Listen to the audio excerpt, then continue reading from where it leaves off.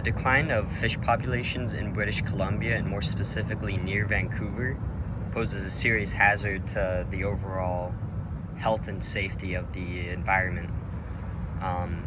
It's not just things like overfishing that are leading to this problem. There's a variety of issues, one of them being that due to climate change, there is a large amount of habitat loss, things like that. The reason this is like such a large issue is because if left unchecked, it can actually lead to certain populations exploding or other populations declining. And if this problem goes unmanaged, it can lead to an overall decline in the health of the ecosystem. There is some level of control over this. The Canadian government as a whole has become dedicated, not just recently, but for a long time, to ensuring that this is an issue that is treated and addressed. But according to some studies, it appears like while they are doing some things to manage it, it doesn't look like they're doing enough. Data doesn't seem to be available on the scale that would allow them to effectively manage this problem. And overall, it seems like if more things are not done, it could lead to the collapse of certain ecosystems.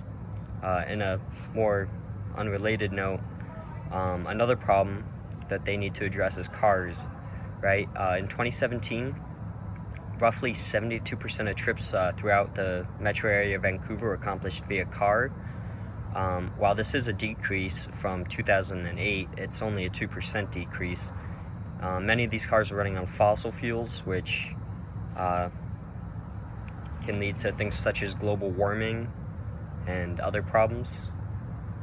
There's signs that this might be changing.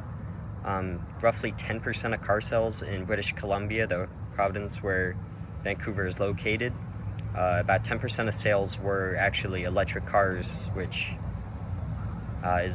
they typically run off of renewable energy, at least in British Columbia, because a lot of their energy actually comes from things like hydroelectric power. Speaking of energy consumption, though, one of the largest areas for energy consumption in Vancouver is actually buildings, with them taking up roughly 70% of the city's total energy consumption. There are plans to address this by 2030. They plan for all new buildings to become zero-emission buildings, though it's not yet seen whether this will be accomplished. They're doing this by changing the way they heat buildings, increasing things like insulation to decrease heat loss. There's a variety of other things they're doing. The building materials are also planned to change to become more heat trapping, which means less energy spent on cooling in the summer, less in the winter as well to heat. Yeah.